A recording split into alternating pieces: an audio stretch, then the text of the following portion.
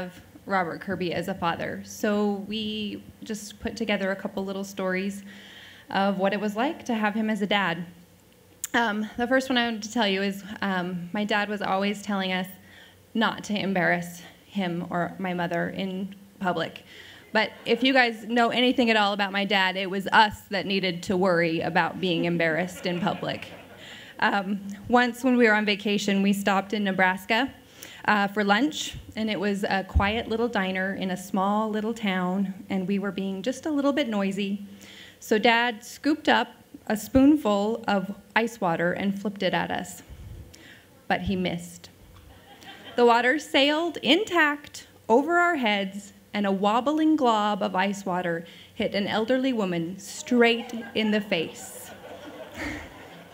It was slow motion and silence as Dad laughingly apologized, and then we hit the pedal to the metal and got out of town.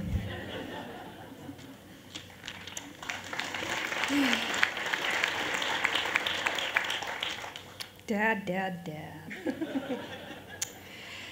My dad is very proud of his ability to think up what he calls more interesting ways of doing boring chores. Once, when we had ants in our garden, he couldn't be bothered to just spray for them, oh no. So he spent hours building an ant bomb. Oh Lord. He took it out to the garden and put it on top of the ant hole. When he tried to light it, the fuse wouldn't cooperate.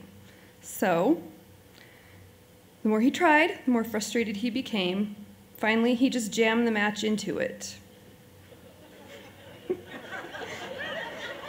That's when it went off.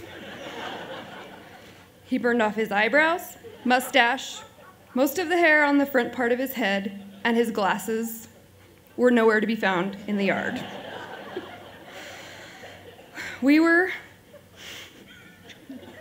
alarmed as he came stumbling in the house, running to the sink, ordering us to search for the lost glasses. Ordered not to tell Mom, which we promptly did as soon as she got home.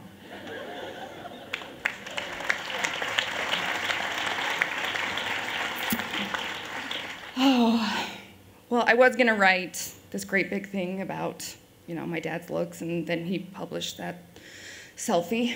Good play, Dad, good play. So unless my dad was, writing or doing other boring things, he liked to pick on us. So there were a lot of times where we would just be out playing in the yard, minding our own business, when, you'd be playing Barbies with your Barbie car, and you'd look up and you'd see Dad with a slingshot, and he would go, "Run." Which you did, because that slingshot held an unripe apricot. Now, I don't ever remember getting hit with the apricot, but I do remember getting hit with the shrapnel as it hit the door while I was wailing for Mom. Mom would then open the door and go, "Damn it, Robert!" And I think I was probably 6 or 7 before I realized that my dad's name wasn't Damn It, Robert.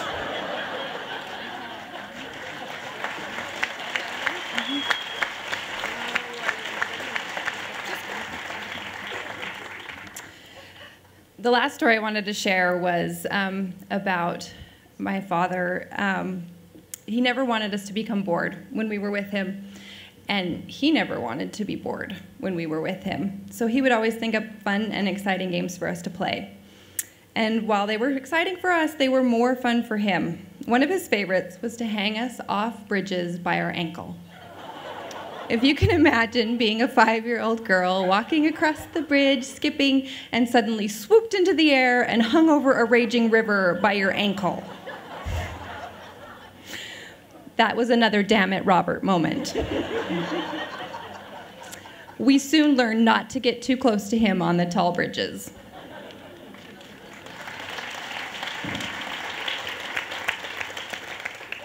Another "Damn it, Robert" moment. When we were little, we spent so much time in midair around Dad that we never understood why we didn't learn to fly. He would pick us up and throw us high into the air as he could and catch us on the way down. He told us it was fun.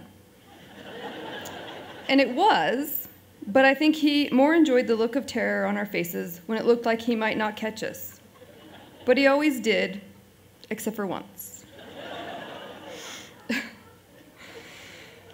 When he threw me into midair too close to a tree, I grabbed a branch, scrambling for life. When he saw I wasn't going to come back down, he got bored and walked away.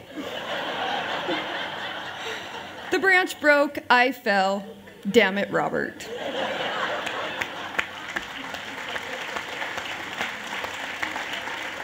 Oh. Well, Dad's always been creative, and as we grew older, he realized that spanking was no longer an option. I'm pretty sure God gave you 3 girls for a reason. So my dad always thought of creative ways to punish us. When we were, middle-aged, 9, 10, we would go out to the garden where we were ordered to pick up rocks and put them in a bucket. But when you were done picking up the rocks, you had to dump them out, but you could not dump them out in a pile. You spread them around the garden for the next time you got in trouble. Yeah. There's nothing worse than getting into a raging fight with your sister only to be handcuffed to her.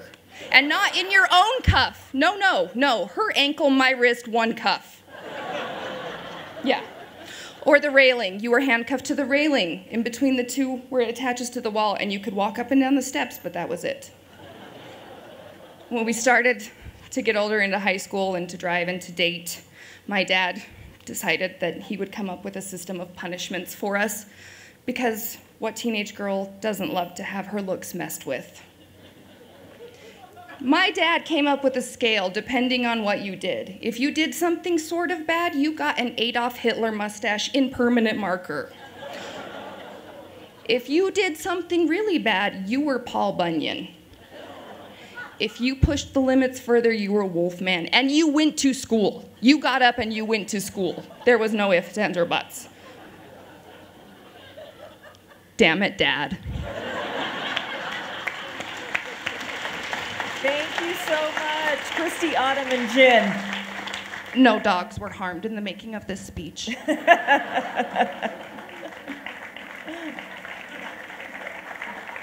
Let's hear from the woman who coined the phrase, "Damn it, Robert," Irene.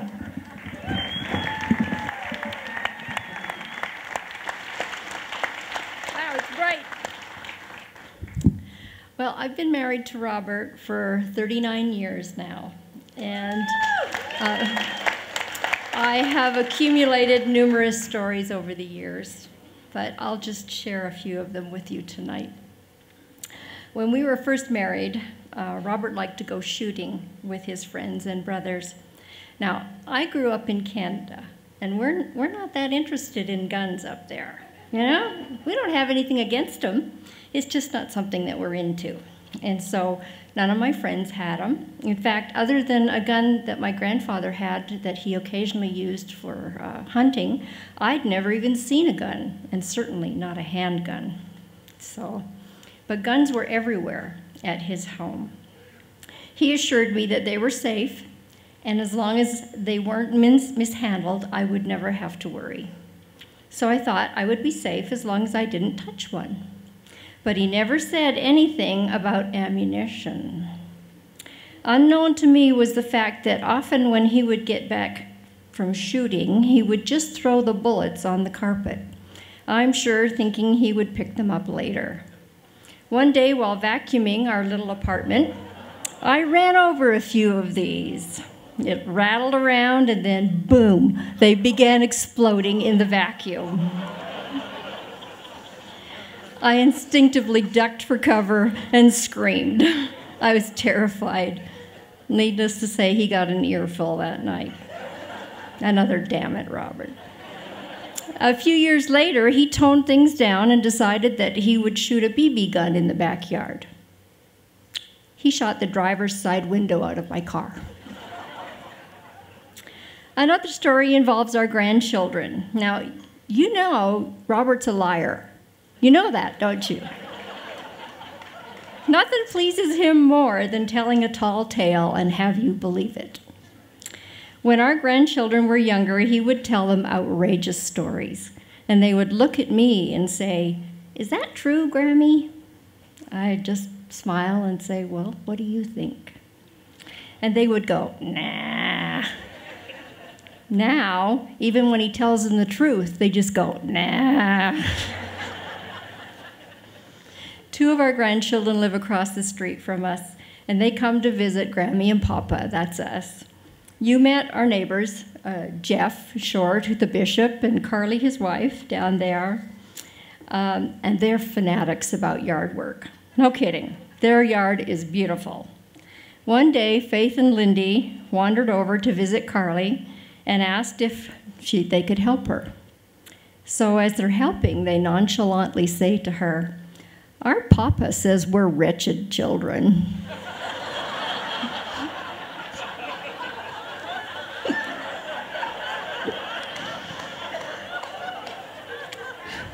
They're actually quite proud of that.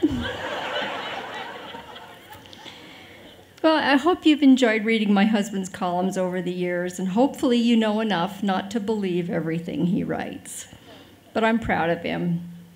He's a great storyteller, and he does all sorts of wonderful things. I remember when our dog chased a deer. We were up in the mountains, and poor little Nana, she just wore herself out chasing this deer and overheated, and he carried her all the way down the mountain and to the vet.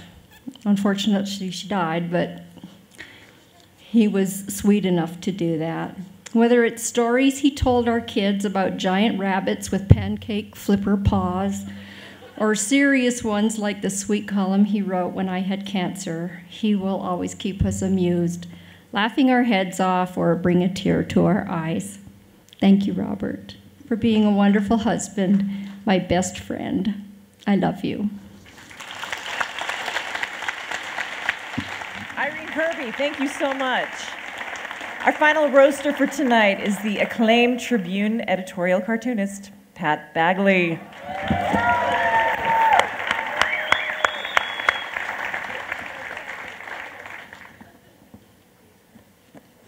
Hey, Kirby.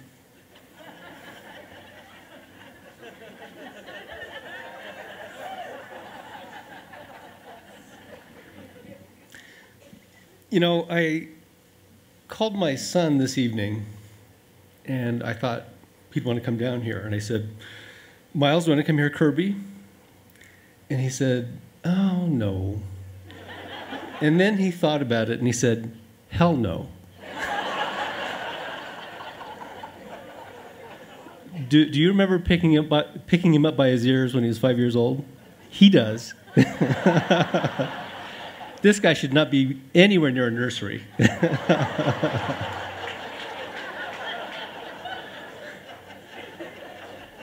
So when Kirby first came to the Tribune, he was kind of fascinating to me, you know, because he came from this very different life. He was a policeman.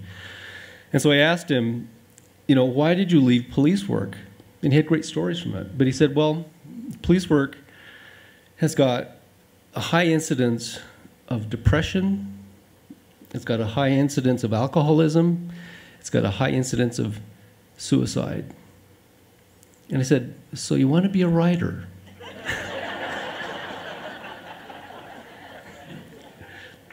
So don't think I didn't notice when you talked about coming to the Tribune and you were kind of green and you gave a lot of accolades to other people who broke you in to what it was to be a journalist.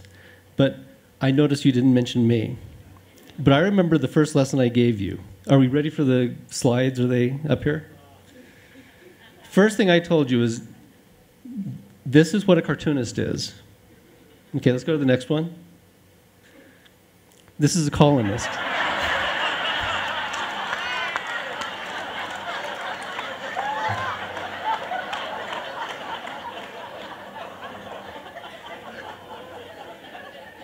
Okay, and there's, you can't do what we do in Utah without realizing that the LDS Church is the 800-pound gorilla in the room, right? So let's go to the next. What's the difference between church and state in Utah? It's about 2 blocks.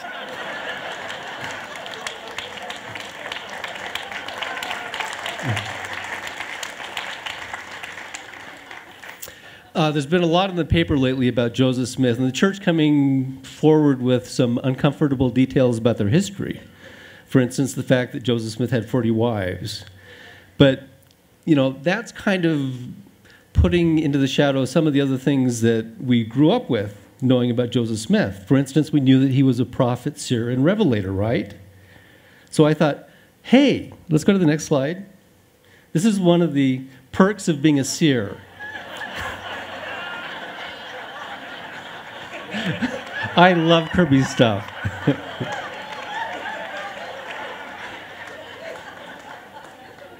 And I'm sure that Kirby is not the first person who's done this kind of thing that's made fun of, religion in a lighthearted way. I'm sure it's been going on for a long time. Let's go to the next slide. Please, woman, I'm trying to concentrate. And there she is reading the book of Kirby Haw.